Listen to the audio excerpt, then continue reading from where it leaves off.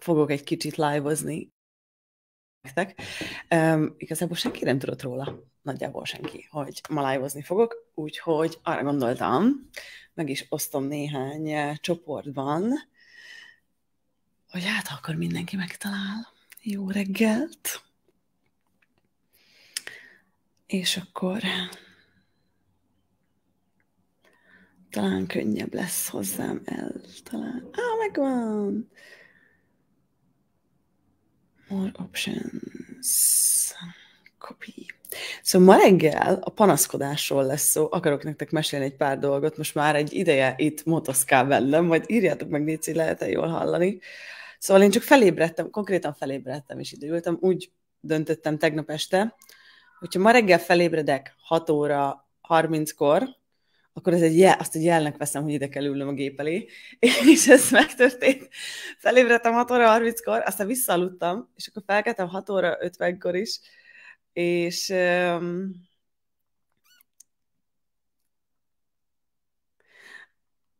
most itt vagyok, bocsánat, csak berakom a Circle-be a brilliáns tagoknak. Oké, maxosok megkapták. És hol vagytok, tiprók? Itt vagytok.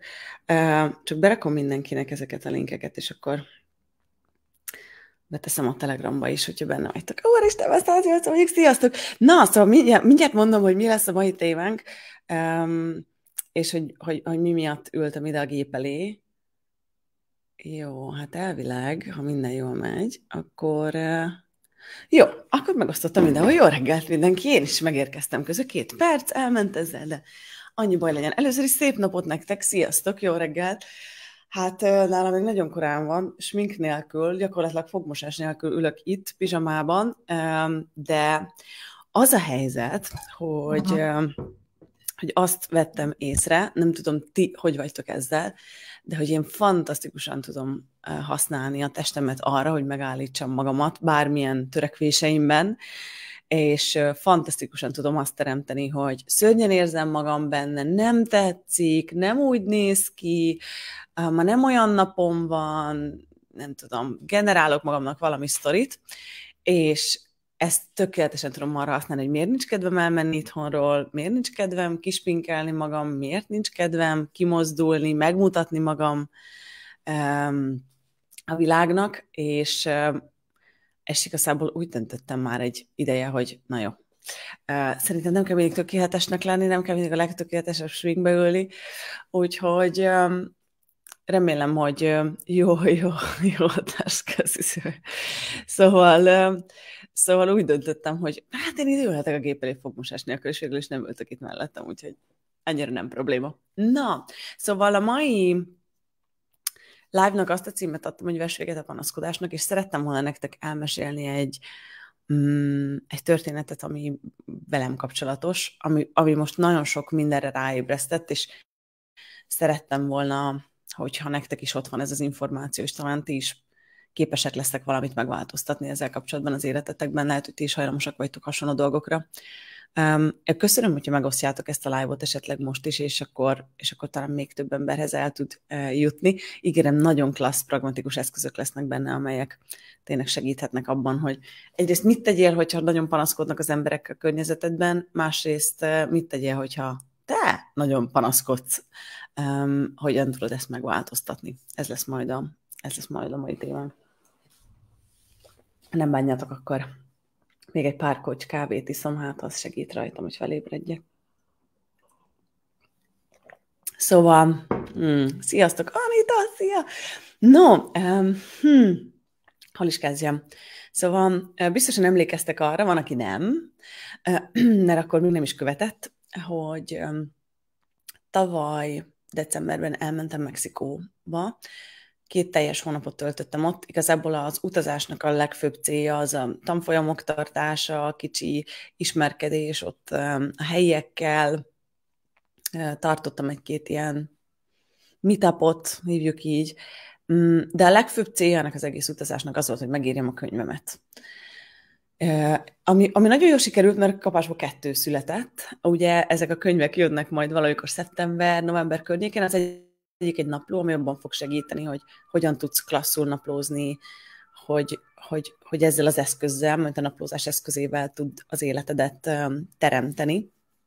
Illetve a másik könyv, aminek az lesz a témája, hogy végigvezetve téged akár a pénz, az elengedés, a kapcsolatok, a jövőteremtés témáin saját példákon keresztül inspirállak majd arra benneteket, hogy hogyan tudtok nagyszerűbb életet teremteni magatoknak, majd bizony ez lehetséges.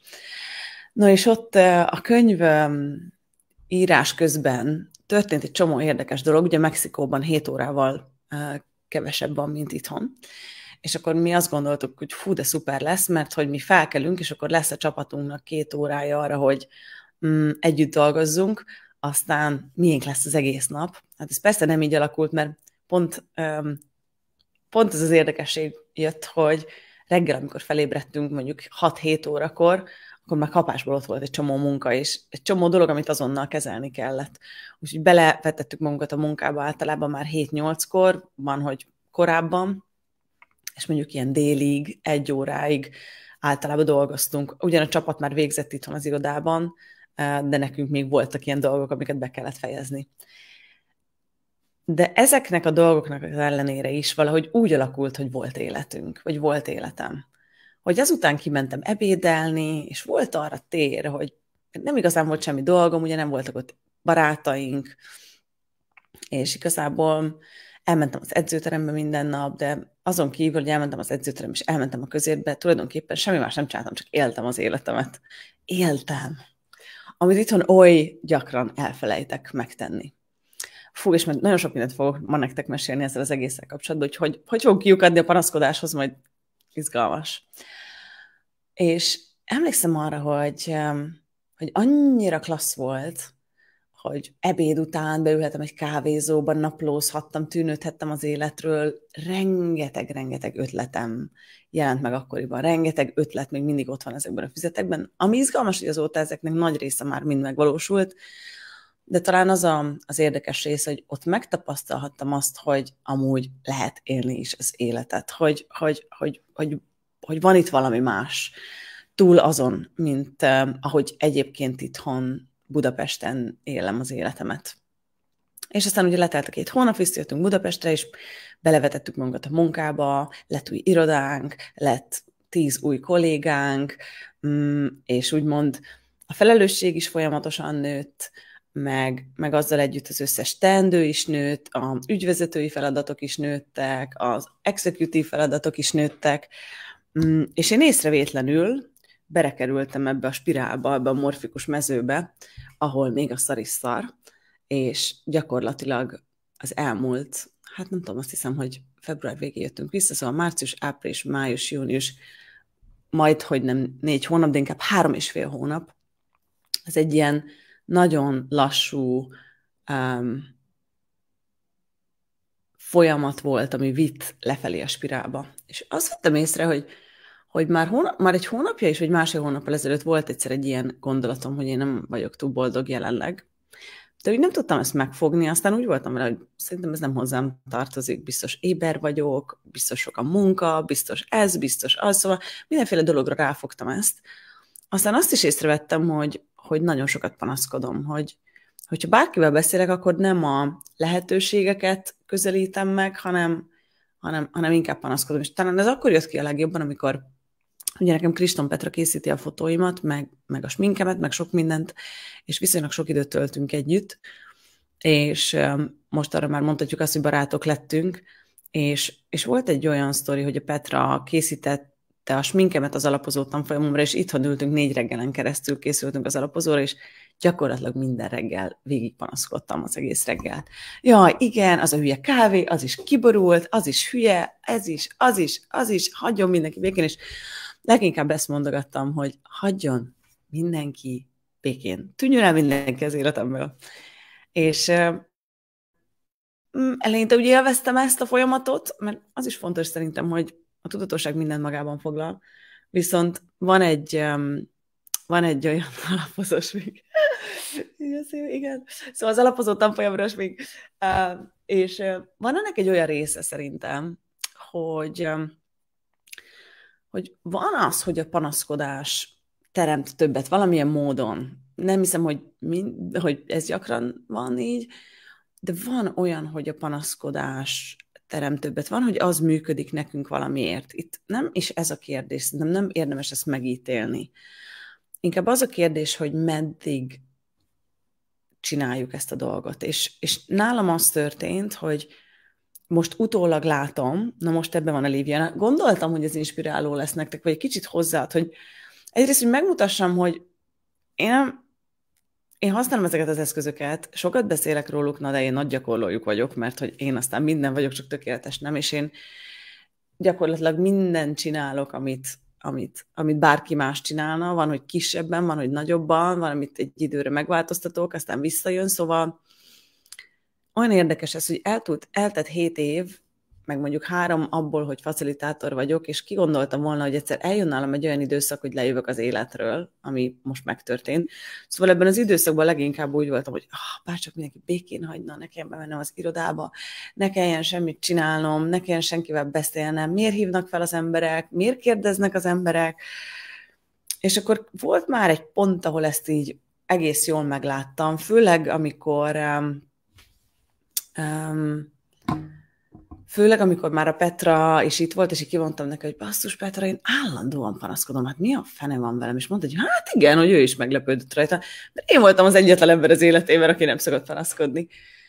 És akkor ott már úgy megjelent egy ilyen kis ping, hogy na, itt van valami.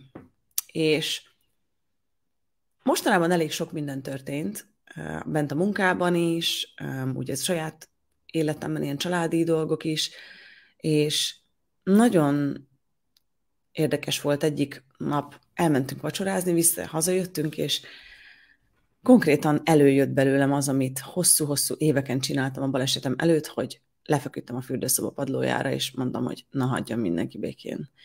Na, és onnan tudtam, hogy ez már az alja, elértük a legalját, mert hogy én a balesetem előtt hosszú-hosszú évekig csináltam ezt, amiről senki nem tudott. Kimentem a világba, jól éreztem magam, pörgettem a dolgokat, és aztán menekültem vissza, amilyen gyorsan csak lehetett, és az volt az első dolgom, hogy levettem a ruháimat, és lefeküdtem a padlóra, hogy senkire szólja hozzám.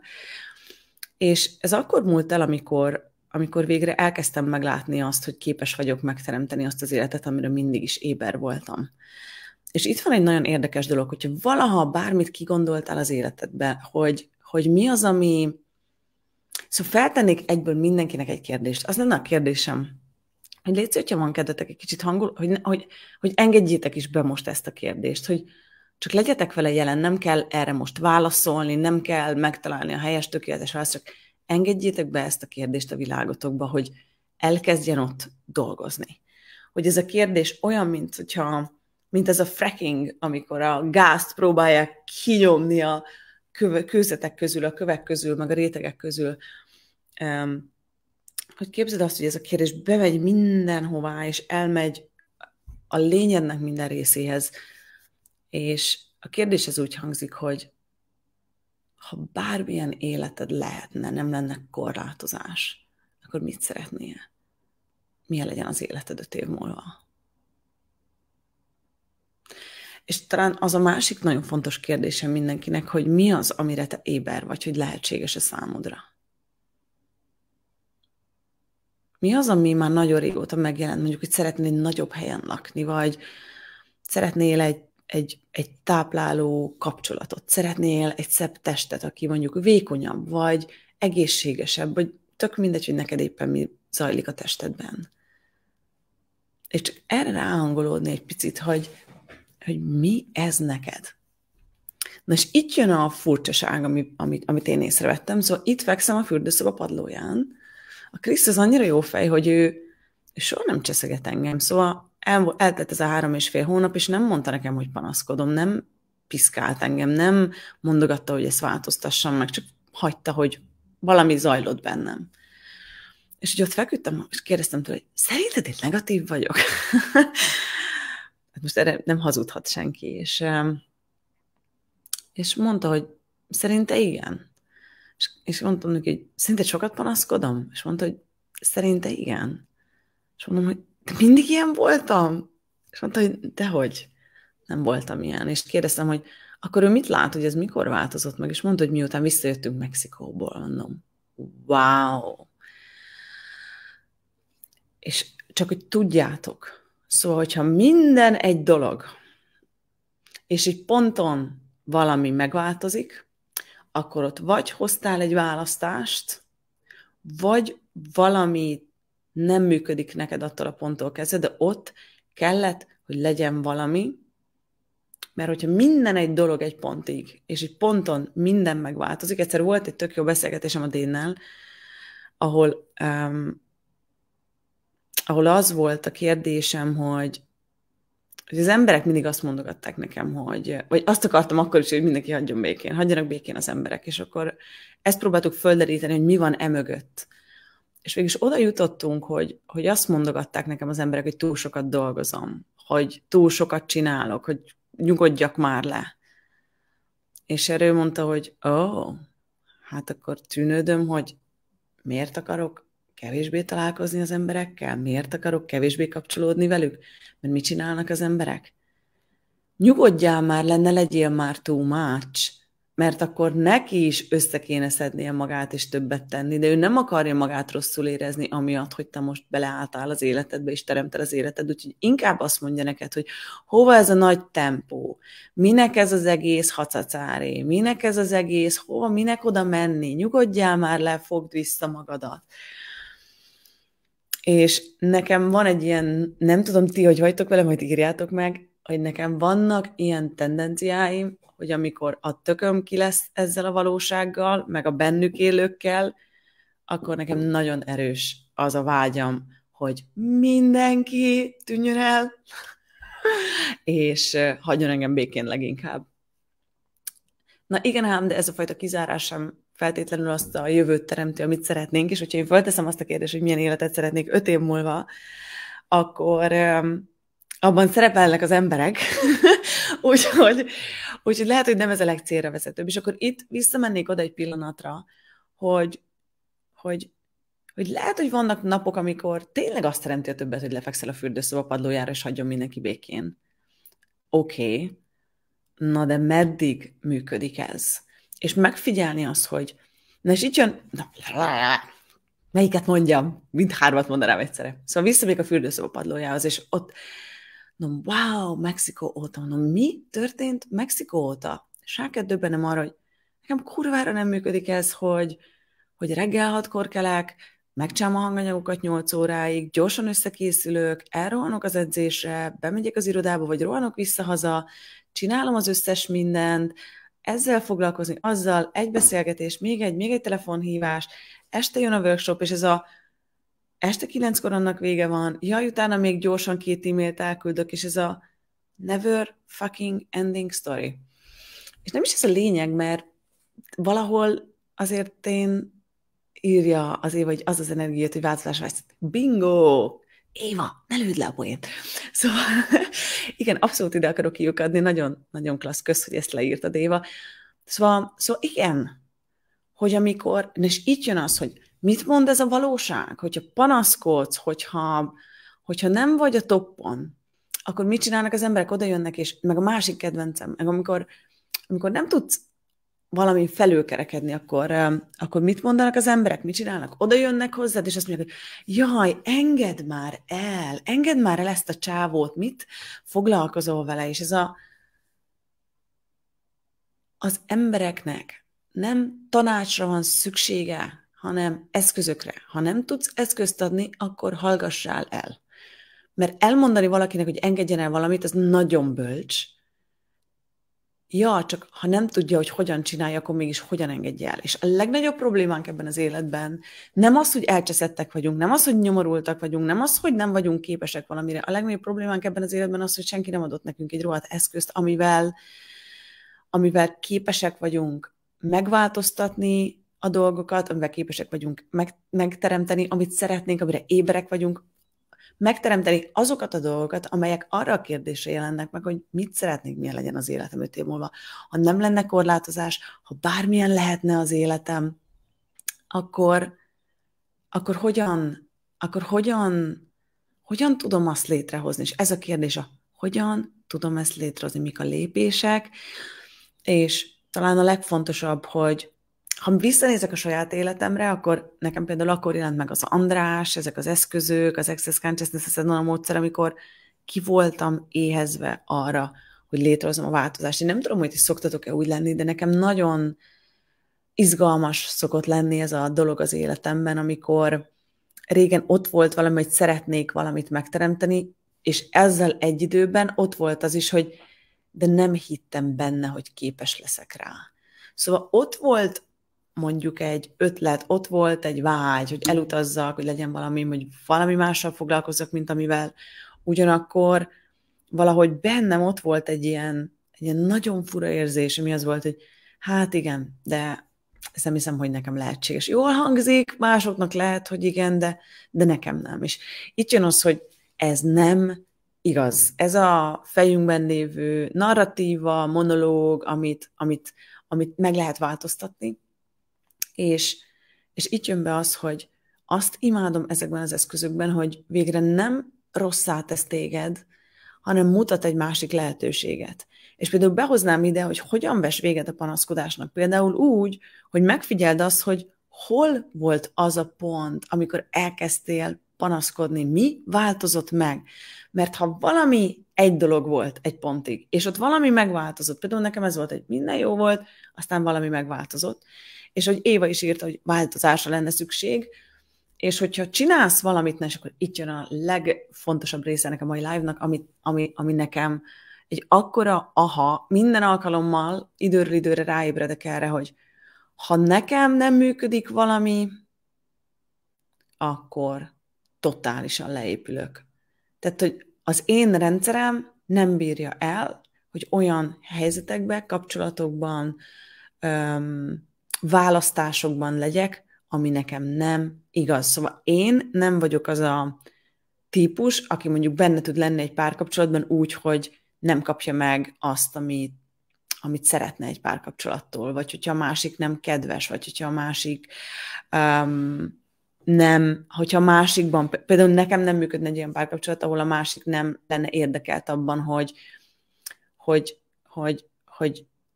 én tudjak menni és teremteni az életemet. Nem kell, hogy ő bármit csináljon, csak hagyja, hogy menjek.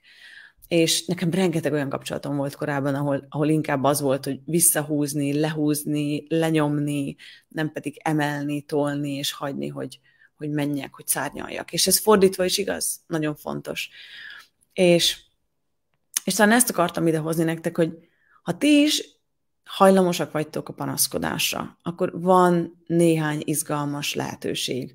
Az egyik, hogy ez a hétköznapi valóság, ez így működik. Hát panaszkodás nélkül már szerintem kihalna ez a világ, nem? Tehát ez a hétköznapi valóságra gondolok, ahol az emberek panaszkodnak, ítélkeznek, és ahol el van véve az erejük, ahol azt mondják mindenhol, hogy nincs lehetőség, most jön a Covid, aztán jön a válság, aztán jön a háború, aztán jön valami, és az emberek ott ülnek a tévé előtt, ezt hallgatják, és tudjátok, mi a durva, hogy ettől összehúzódnak, szarul érzik magukat, de az megvan, hogy minden, ami téged összehúz, amitől rosszul érzed magad, az azért van, mert az nem igaz neked. Minden, amitől azt érzed, hogy kapsz levegőt, kitágul a tered, azt érzed, hogy több lehetőség van a világban, az viszont igaz neked. És ezt szoktam mondani, hogy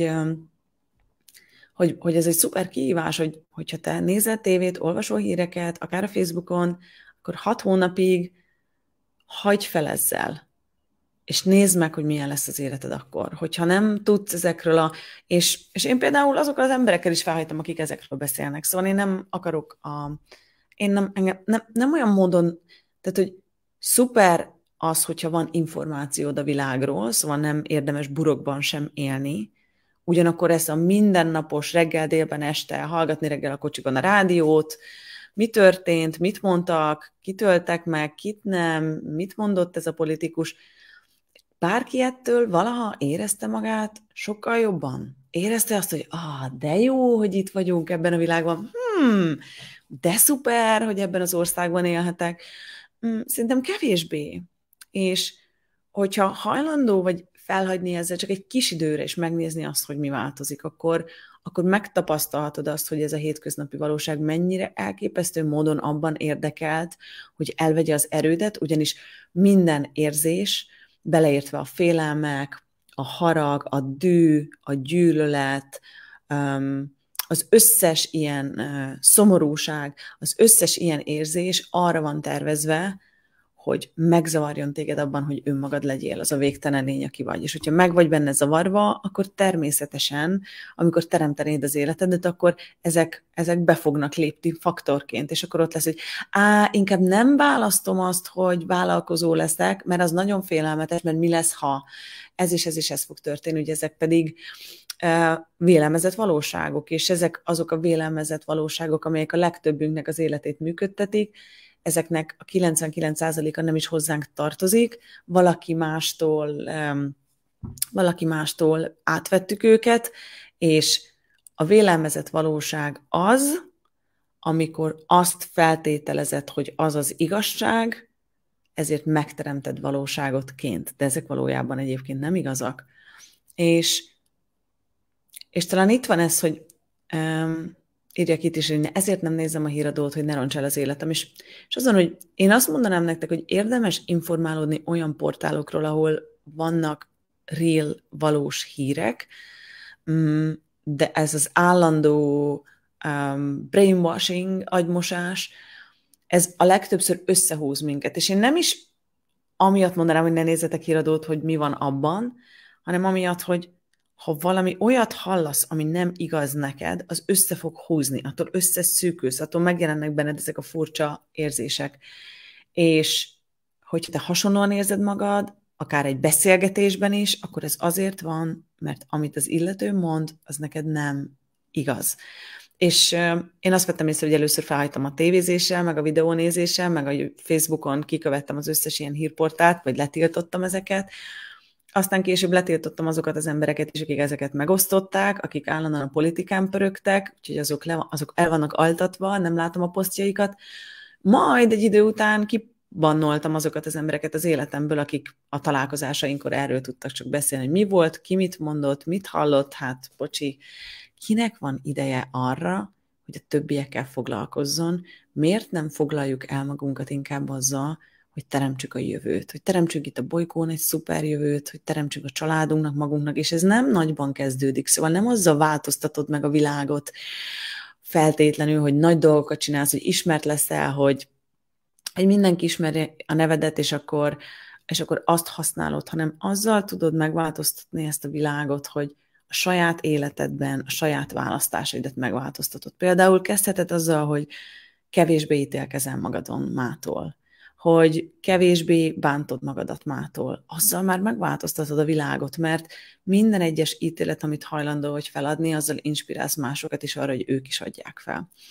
És itt jön egy pár dolog vissza a panaszkodáshoz. Szóval, ami nálam leginkább most a panaszkodást okozta az elmúlt időszakban, az az, hogy egyszerűen csak nem igaz nekem ez az élet, amiben éppen benne vagyok, és sok minden más része is. Szóval én nagyon szeretem a bizniszemet, de például nekem ezek az ügyvezetési feladatok, ezek a COO feladatok, ezek számomra, úristen, nehezek. Szóval nagyon szeretem az üzleti választásokat, nagyon szeretem a nagy választásokat, nagyon szeretem inspirálni a csapatot, nagyon szeretem meghatározni azt, hogy merre megyünk, hogy ebben az évben mi az, ahova szeretnénk eljutni, mi az, amit szeretnénk megteremteni, de ezzel együtt az összes többi ilyen operációs dolog, az arra jöttem rá, hogy az egyáltalán nem az én asztalom és területem. Képes vagyok rá, meg tudom csinálni, évek óta meg is teszem, de egyszerűen ez csak nem valami, ami engem lelkesít, vagy ami boldoggá tesz, és én nem tudom, ti hogy vagytok vele, de legyen szó egy kapcsolatról, egy baráti kapcsolódásról, legyen szó bármiről az életemben, ha olyan dolgot csinálok, vagy olyan dologban tartom magamat, ami nem igaz nekem, akkor elkezdek úgymond leépülni. Elkezdek elképesztő módon boldogtalan lenni, és ez a fajta energia behozza ezt a panaszkodást, tényleg az, hogy a szariszar.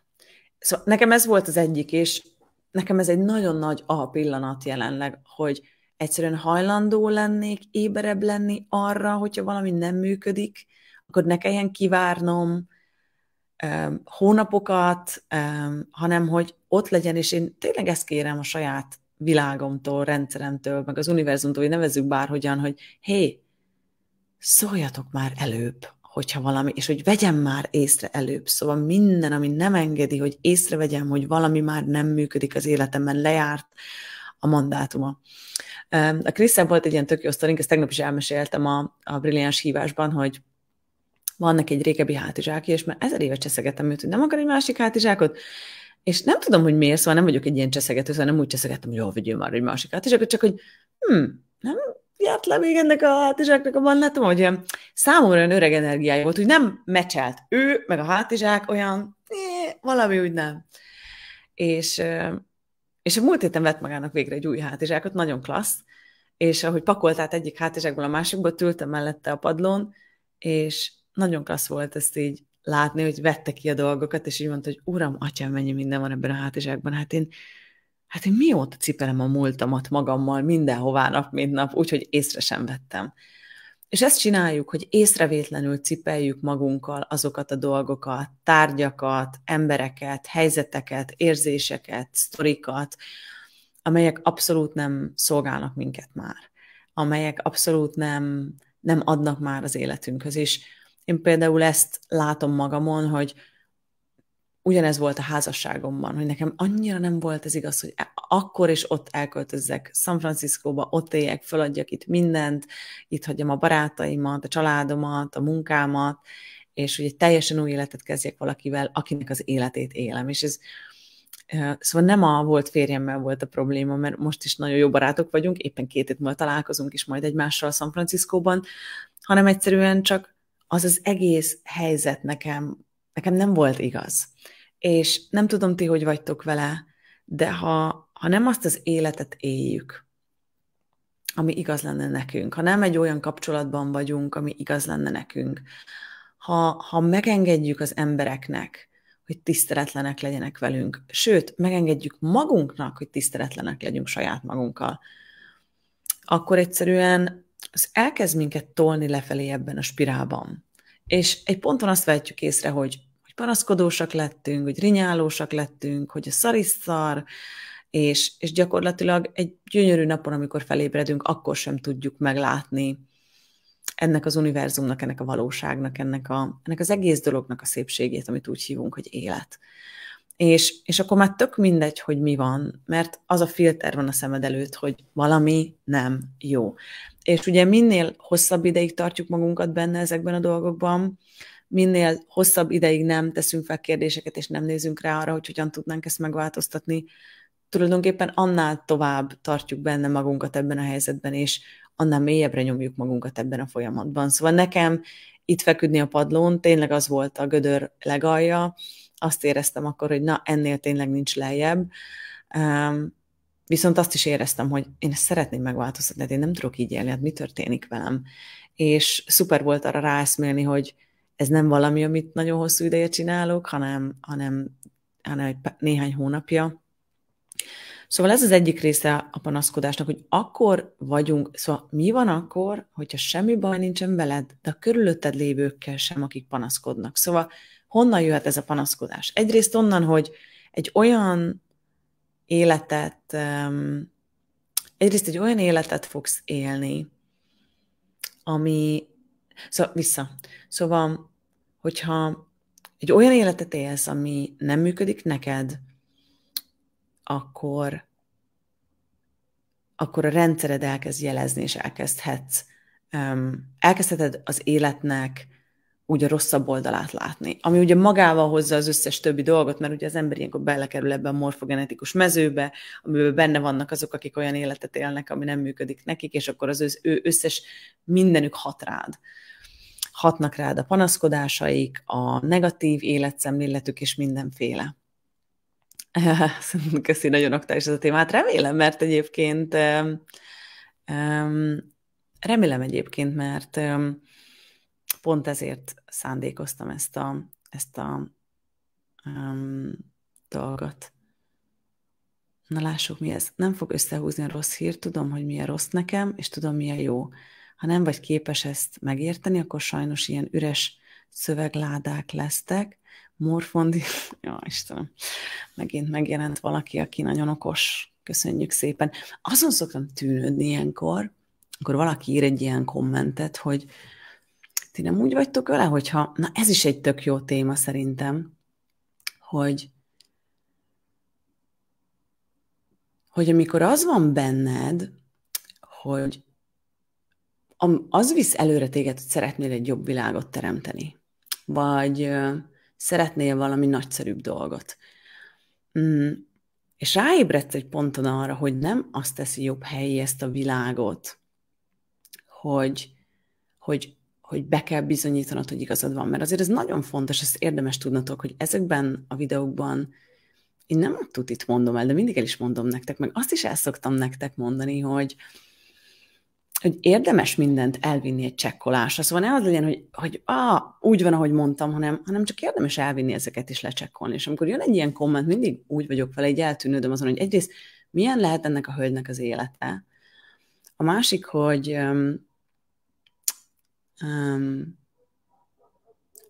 ami izgalmas szerintem, hogy mi visz rá valaki, szóval, de nem az, hogy ne hagyjunk negatív kommentet, mert szerintem mindenkinek joga van kifejteni a véleményét.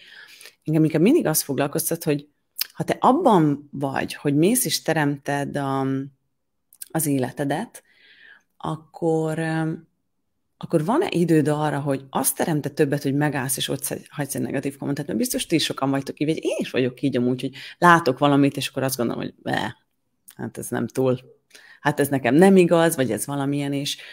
És én így ezt vettem észre, hogy vajon milyen annak az élet, akinek van ideje megállni, és ott rágni a gittet, meg fikázni másokat, és ha valaki igazán kérdésben, hogy mit teremt itt többet, akkor a legtöbbször szerintem nem az, hogy na mindegy, ezt csak gondoltam, megosztom veletek, mert ezek a gondolatok szoktak lenni. Egyébként mostanában nagyon sok negatív kommentjű, mert értelemszerűen sokkal többen elérik ezeket a videókat, és hát kapunk mindent, szoktam lenni mindent, csak kedves hölgy nem.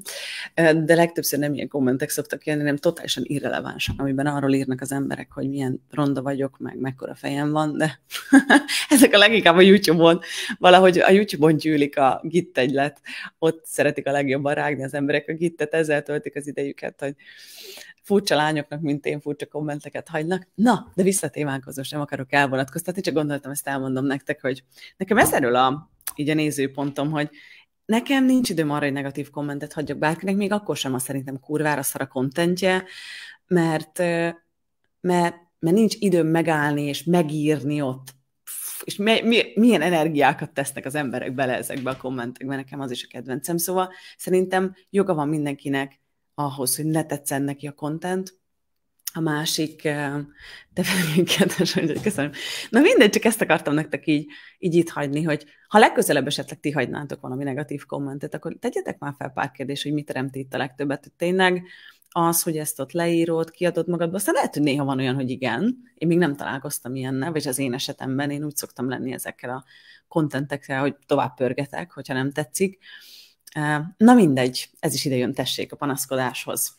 Szóval, de visszamegyek a lényeghez, amiről beszéltem. Szóval van lehetőséged arra, hogy felismert, vagyis hát tegyetek fel kérdést, és érdemes ráhangolódni arra szerintem, hogy kell végignézni, csak lapot. Várjatok, elkapcsolom a kommenteket egy pillanatra, ha mindig megzavar, és akkor nem mondom a lényeget. Szóval az egyik dolog a panaszkodásnál, és én ezt imádom ezekben az eszközökben, hogy mi van akkor, hogyha nem is panaszkodós vagy, egyszerűen csak nem működik éppen valami az életedben. És legközelebb, hogyha azon kapod magad, hogy valami miatt panaszkodnál, vagy valami nem olyan az életedben, akkor kérlek tedd fel azt a kérdést, hogy mi ez, meg tudom-e változtatni, szeretném egyáltalán megváltoztatni, és csak jelen lenni azzal, hogy mi okozza ezt a nagyfokú panaszkodást. Megnézni azt, hogy vissza tudsz emlékezni egy olyan pontra, ahol úgy megváltozott minden, ahol egy kicsit intenzívebb lett ez a panaszkodás, ahol egy kicsit intenzívebb lett az, hogy ezt csinálod. Ez a másik. Aztán a harmadik pedig az, hogy mennyire extrém módon éberek vagyunk. Szóval nagyon sok mindenkinek van egy ilyen izma, ami olyan, mintha erre tesizett volna egész életében, mert mondjuk ez a tendencia, ez hozza a családjából, hogy a szülei vagy a környezetében ez egy ilyen állandó dolog volt, hogy ment ez a panaszkodás. Tudjátok, jaj, ez a hülye, meg a szomszéd, meg nem csukta be, meg miért rakta oda, meg miért ez, meg miért az. Hogyha van egy ilyen, és hozod magaddal ezt a tendenciát, akkor azt szoktam erre mondani, hogy olyan ez, mint egy gyógytorna, amit érdemes ilyenkor csinálni, hogy elcsíped saját magadat abban, hogy panaszkodsz. Nem ítéled meg magad érte, nem bántod magad érte, egyszerűen csak azt mondod, hogy megvagy. Itt most panaszkodtam, és nem csinálsz vele semmit, egyszerűen csak van. És a következő alkalommal elcsíped magad megint, wow, oké, megint panaszkodtam. És föltenni körülötte kérdéseket, hogy tényleg ez teremti a többet? Tényleg ez az élet, amit teremteni szeretnék?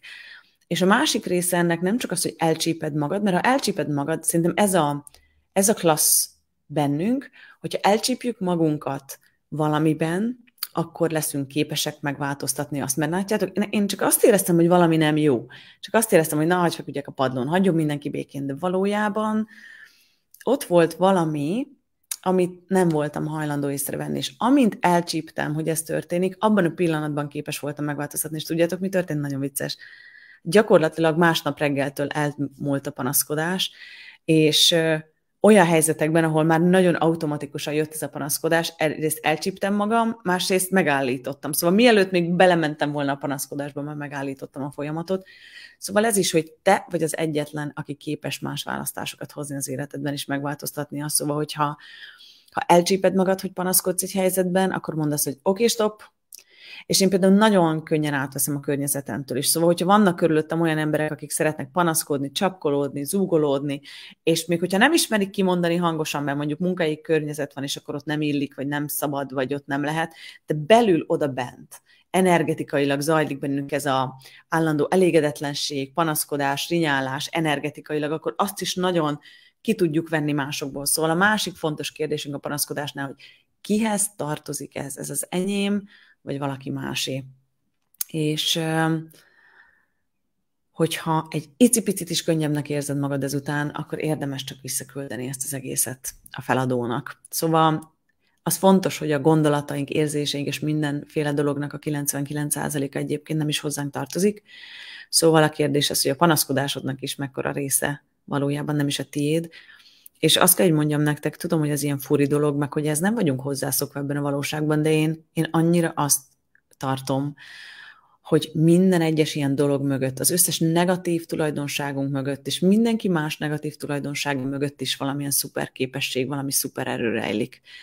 Szóval a képességünk arra, hogy éberek vagyunk másokra, a képességünk arra, hogy tudjuk, hogy van ez a belső iránytünk, hogy nem működik nekünk ez itt és most, akkor érdemes változásokat létrehozni, és én mindig azt mondom, hogy szerintem nem egy éjszaka alatt kell ezeket a dolgokat megváltoztatni, hanem egyszerűen csak legyen ott a hajlandóságod, és azt fogod észrevenni, hogyha ott van ez a fajta sebezhetőség, ott van ez a fajta hajlandóságod önmagaddal, meg a dolgaiddal, akkor ezek nagyon gyorsan ki tudnak pörögni, és nagyon gyorsan meg tudnak változni.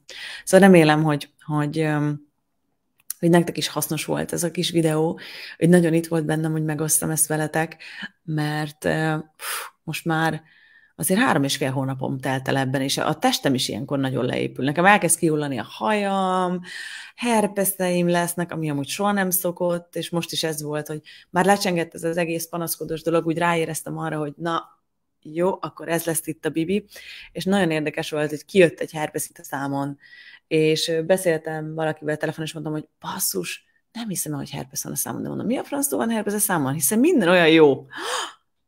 És így magam is meglepődtem azon, hogy mondom, minden jó? Oké, szuper. Akkor ez is megváltozott. Úgyhogy hát nagyon-nagyon köszönöm nektek, hogy itt voltatok velem ma reggel. Nagyon-nagyon örülök, hogy megosztottam veletek ezt a sok klassz kis eszközt, és azon tűnődöm, hogy mit meséljek még nektek, mit történik velünk. Egy pár gondolatot talán, hogyha megengedtek ide a végére. Szóval ebben a hónapban a Brilliáns tagságban megy a Creationship hónap, úristen, imádom.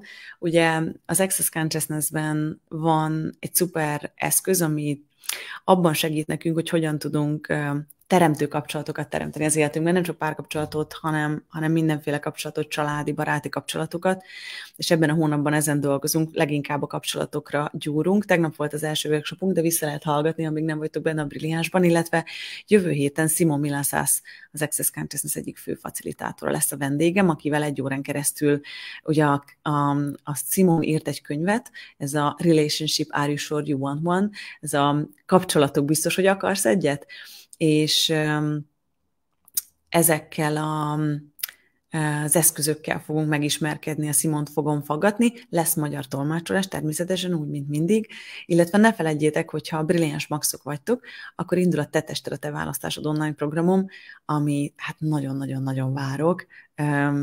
Most már elég régóta tologattam magam előtt ezt a programot, és rengetegen írtatok, hogy mikor lesz ez a testes program, szóval az pedig július 13-án vagy 14-én indul, jövő héten, szerdán, azt nem tudom most, hogy 13-e vagy 14-e, az egy 10 napos kaland, és képzeljétek el, nagyon klassz lesz, mert a Békési Veronika lesz az egyik vendégem. Ugye Veronika az egyetlen magyar facilitátor, aki tart neked megfelelő testtanfolyamokat itthon Magyarországon, és őt fogom meghívni, vele fogok erről beszélgetni, de ezen kívül ez most egy nagyon rendhagyó program lesz, szóval, hogyha már voltatok a Tested és az Étel a legjobb barátod programomban, akkor érdemes velem tartani ebben, mert egy picit rendhagyó lesz, abban a programban hanganyagok voltak, ebben a programban pedig Zoom hívások lesznek szinte minden nap, lát 10 nap lesz összesen, 5 darab Zoom hívás lesz, és 5 darab nagyon klassz hanganyag, mindenféle energetikai gyakorlatok, hogyan tudsz kapcsolódni a testeddel, lesz Sedona elengedés hívás abban a programban, és hogyha nem tudtok minden híváson részt venni személyesen, az sem probléma, mert hogy mindenről lesz felvétel, fönt lesz a Kajabi, úgyhogy nagyon klassz lesz, nagyon-nagyon várom. Úgyhogy gyertek a Brilliánsba, ha még nem vagytok benne, és így pár gondolatot akartam nektek mondani, mert tök izgalmas, hogy Magyarországon itthon amúgy nem divat ez az úgynevezett előfizetés, vagy membership, ami Amerikában egy teljesen oké dolog, és egy csomóan írtátok nekünk, hogy azért nem jöttök a Brilliánsba, mert féltek ettől az előfizetéstől. Ugye ez úgy működik, hogy ilyenkor az ember használja a bankkártyáját, előfizet, de bármikor lemondhatja. Tehát, hogyha szeretné, akkor 3 nap múlva is, és nem vonódik le a következő hónap. Szóval ez egy úgynevezett havi membership, és havonta újul meg. Azon a napon, amikor előfizetsz, mondjuk tegyük fel 10-én, akkor a következő hónap 10-én, 30 naponta egész pontosan vonja le a pénzt. És hogyha ezen a 30 napon belül bármikor lemondod, és ezt megteheted, akár felhívod az ügyfélszolgálatunkat, akár a tőlünk kapott e-mailben van egy link, arra egyszerűen rákattintasz, és le tudod magadnak mondani az előfizetést, akkor nem kell aggódnod amiatt. És ugye úgy van, hogy ez a testes program ma éjfélig early bird kedvezménnyel ilyen szuper akciós, majd valaki betenné nekem ide a linket, hogyha van itt valaki a csapatomból, ha nincs, várjátok, beteszem én magam is. És ma éjfélig early bird, aztán holnaptól pedig már nem, viszont beteszem ide nektek. Jó, nézzétek meg van ott egy jó kis videó, ha van kedvetek. És csak azt akartam nektek megmutatni, hogyha valaki Brilliáns Max tag, ami ugye a Brilliáns tagságnak a nagyobb csomaga, vagy csomagja, beszélni nem tudok, akkor ők ingyen jöhetnek. A Maxok, a Brilliáns Max előfizetők, azok minden ilyen programra egyébként ingyenesen jöhetnek. Beteszem nektek ide is ennek a linkjét, aztán meg tudjátok nézni ezt is, hogyha szeretnétek.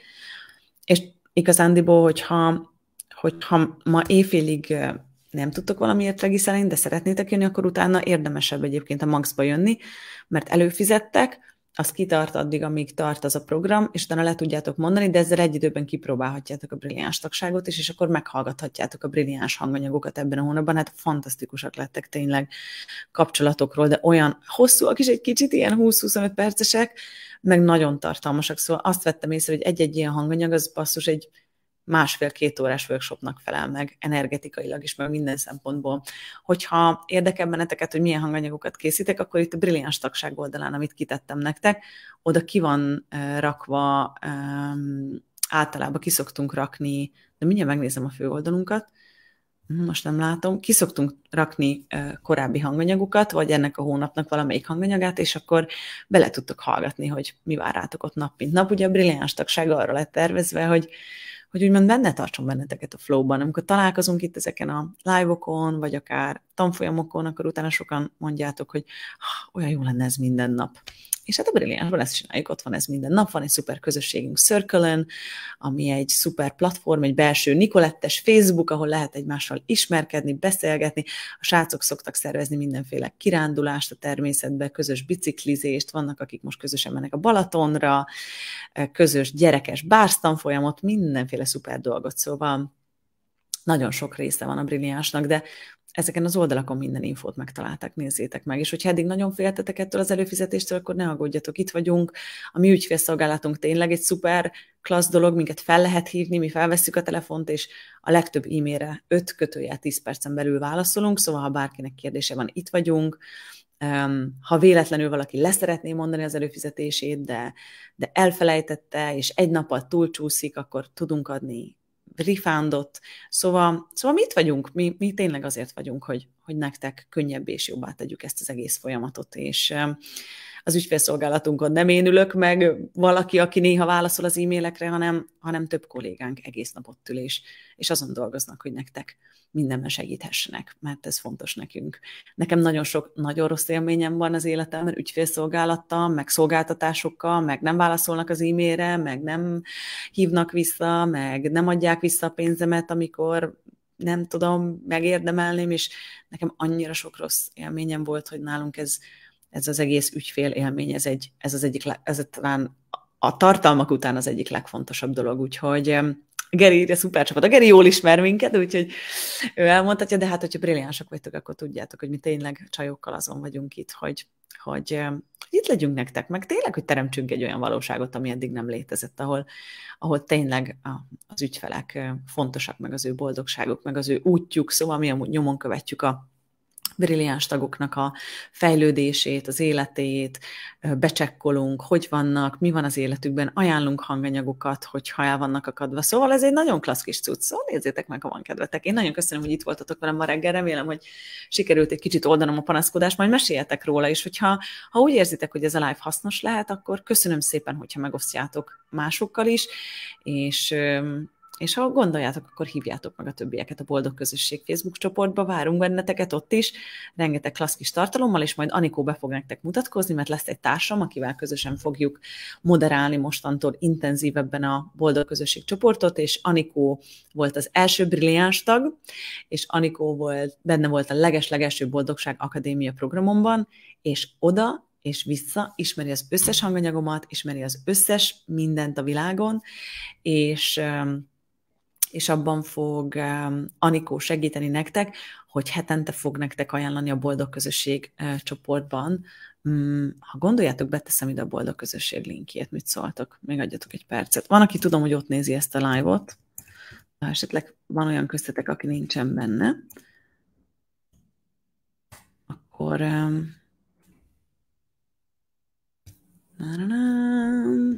akkor most megvárnatok kell egy kicsit. Itt van. Megvan.